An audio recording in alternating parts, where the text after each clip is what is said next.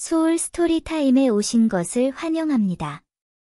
오늘은 신카이 마코토의 너의 이름은을 들어보겠습니다. 사랑과 연결의 마법 같은 이야기입니다. 지금 시작합니다. 장 -7 아름답게 발버둥 치다. 나는 달린다. 산짐승이 내어놓은 어두운 길을 그의 이름을 반복하면서 그저 달린다. 타키, 타키, 타키. 걱정하지 마. 기억하고 있어. 절대 안 잊어버려. 이내 나무들 사이로 이토모리 마을의 불빛이 깜박깜박 보이기 시작한다. 바람에 실려온 마츠리바야시가 드문드문 끊기며 희미하게 귓전을 때린다. 타키, 타키, 타키. 하늘을 올려다보자 길게 꼬리를 긋고 있는 티아마트 혜성이 달보다 밝게 빛나고 있다. 몸이 얼어붙을 것만 같은 공포를 나는 그의 이름을 외치며 꼭 억눌렀다. 너의 이름은 타키. 스쿠터 소리에 고개를 들자 언덕을 올라오는 헤드라이트가 눈에 들어왔다. 태씨. 나는 소리를 지르며 스쿠터로 달려갔다. 미츠하. 너 지금까지 어디에 있었어? 혼내는 목소리다. 하지만 아무것도 설명할 수 없다. 교복 차림으로 소매를 걷어올리고 마치 동굴을 탐험할 때 쓰는 것 같은 커다란 라이트가 달린 헬멧을 쓴 태씨에게 나는 타키가 한 말을 전했다. 자전거 망가뜨려서 미안하대. 뭐? 누가? 내가. 태씨가 인상을 썼다. 하지만 아무 말 없이 스쿠터 엔진을 끄고 헬멧 라이트를 켰다. 달리면서 나중에 다 설명해줘야 해, 라고 거친 목소리로 말했다. 이토모리 변전소, 사유지 출입 금지. 철망에는 그렇게 쓰인 안내판이 걸려 있고 그 안에서 변압기와 철탑이 복잡한 실루엣을 그리고 있었다.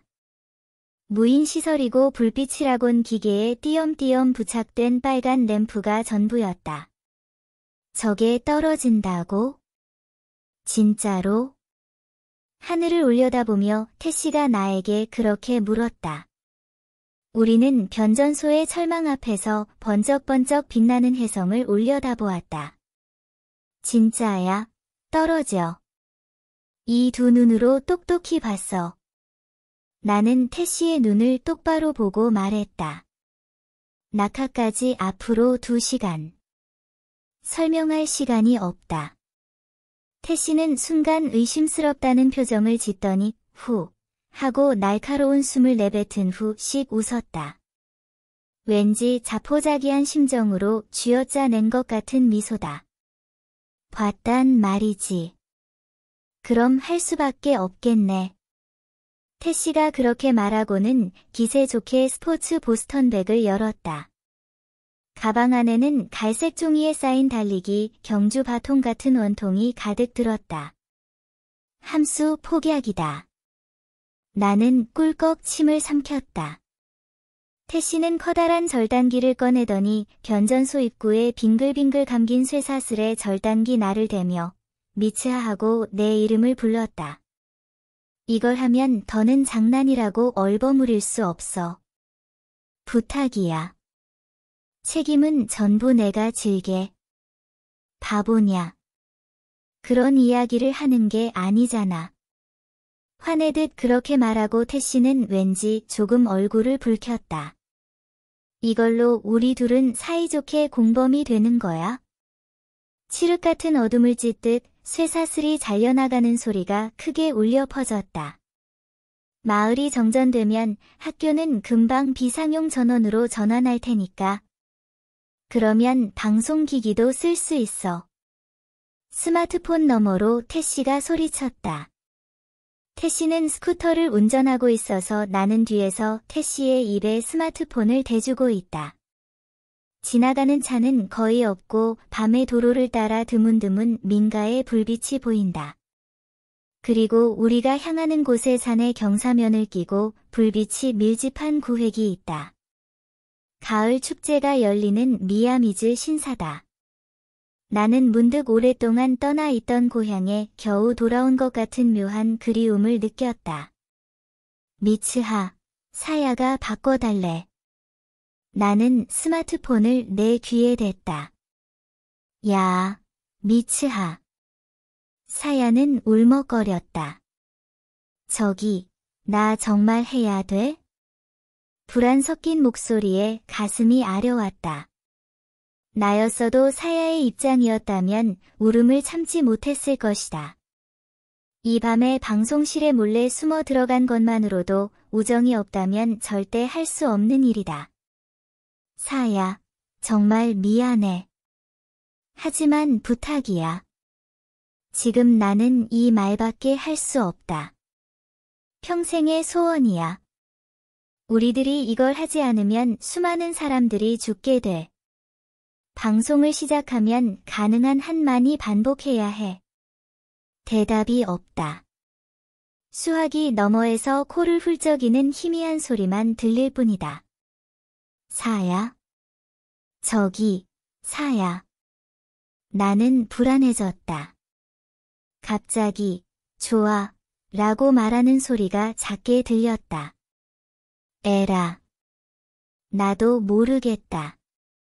태씨한테도 한턱 쏘라고 전해줘. 사야가 뭐래? 나는 스마트폰을 치마 주머니에 넣으면서 스쿠터 엔진에 묻히지 않도록 큰 목소리로 태씨의 물음에 대답했다. 너도 한턱 쏘래. 좋아. 분부 받들겠습니다. 무언가를 다잡는 기세로 태씨가 소리친 그 순간 불꽃놀이가 터지는 듯한 큰 소리가 등 뒤에서 울려 퍼졌다. 우리는 스쿠터를 멈추고 돌아보았다. 2개, 3개, 또 하나. 파열음이 연속으로 울려 퍼지고 방금 전까지 우리가 있던 산중턱에서 굵고 검은 연기가 피어올랐다. 거대한 송전탑이 슬로모션처럼 기울었다. 태씨. 목소리가 떨렸다. 하하. 웃음소리처럼 들리는 태씨의 숨소리도 떨리고 있다. 그때 조금 더 큰 폭발음이 나고 마을 안의 불빛이 갑자기 꺼졌다. 야하고 왠지 멍한 목소리로 태씨가 말했다. 정전이야. 그 말을 나도 되뇌었다. 우리가 해낸 거야? 갑자기 사이렌이 본물 터지듯 울리기 시작했다. 왜엥. 마을 안에 있는 모든 스피커에서 귀청을 찢는 폭력적인 음량으로 사이렌이 울려 퍼졌다. 거인의 비명 같은 그 불길한 소리는 산에 부딪혀 빙글빙글 마을을 포위한다. 사야다. 방제 무선을 해킹한 거야? 우리는 말없이 서로 고개를 끄덕이고 다시 스쿠터에 올라탔다. 신사를 향해 달리자 마치 우리를 뒤에서 응원하듯 사야의 목소리가 스피커에서 흘러나왔다. 사야는 작전 때 쓴 문장을 천천히 읽어나갔다.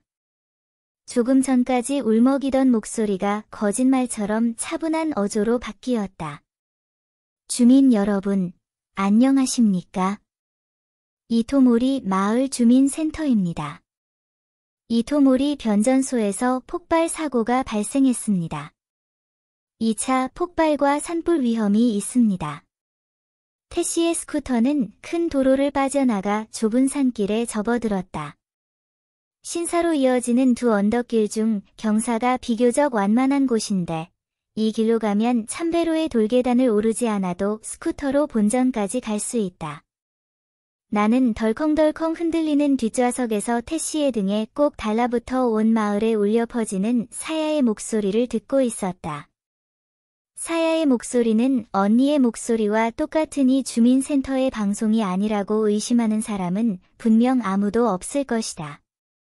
다음 지역에 계신 분은 지금 즉시 이토모리 고등학교로 대피해 주십시오. 카도이리, 문입, 지구, 사카가미, 판상, 지구, 미야모리, 궁수, 지구, 오야자와 친택, 지구. 드디어 때가 왔어. 가자, 미츠하.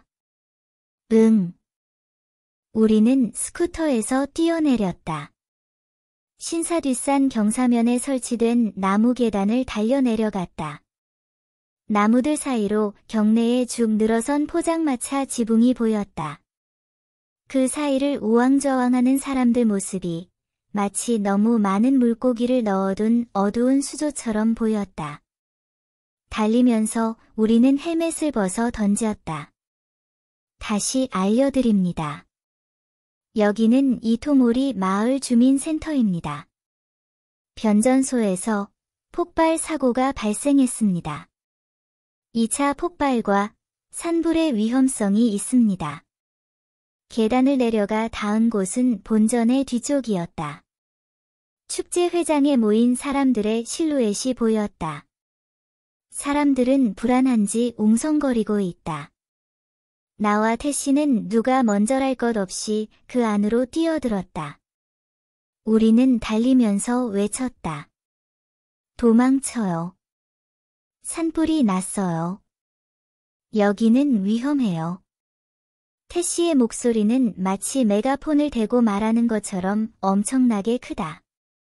질세라 나도 크게 소리친다. 도망가세요. 산불이에요. 도망가세요.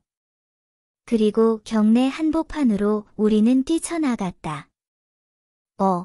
진짜 산불이래.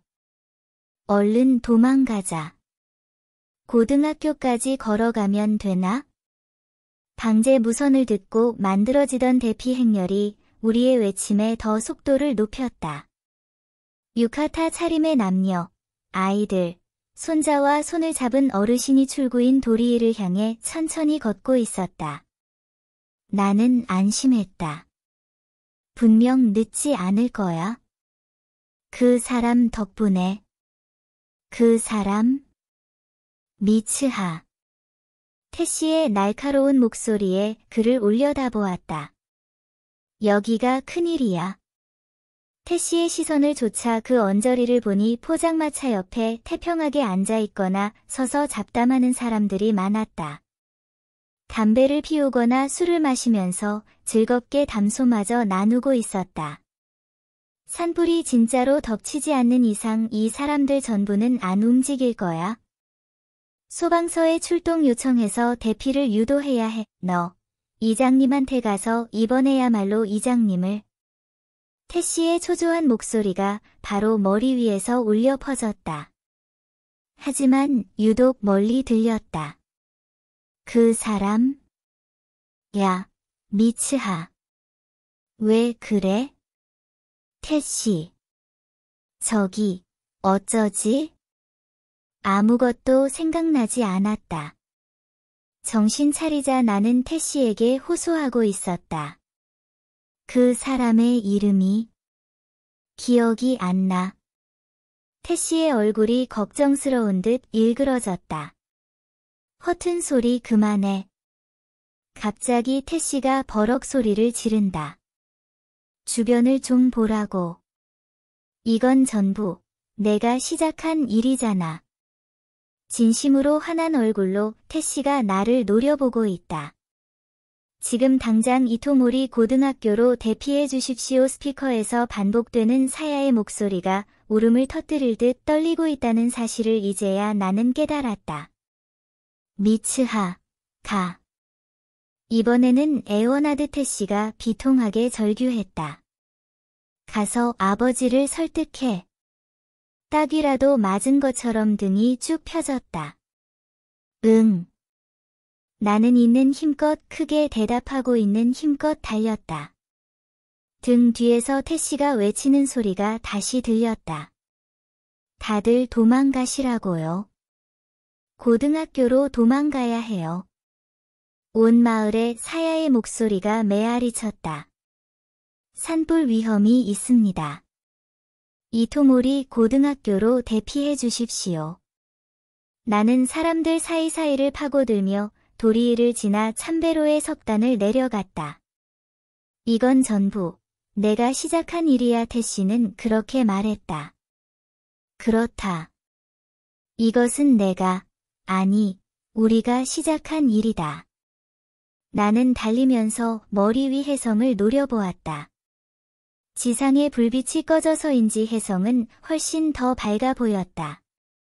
구름 위로 길게 꼬리를 늘어뜨리며 거대한 나방처럼 빛나는 린분을 흩뿌리고 있다. 내 마음대로는 안 될 거야. 나는 싸움을 걸었다. 괜찮아. 아직 시간은 있어. 누군가에게서 들은 그 말을 나는 입속에서 되낸다.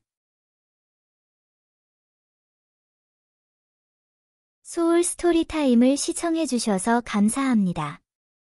오늘의 이야기가 마음에 드셨다면 좋아요와 구독을 눌러주세요. 매주 별표 월요일, 수요일, 목요일, 토요일 별표의 새로운 이야기로 찾아뵙겠습니다. 다음 이야기까지 행복한 시간 보내세요. 그럼 안녕.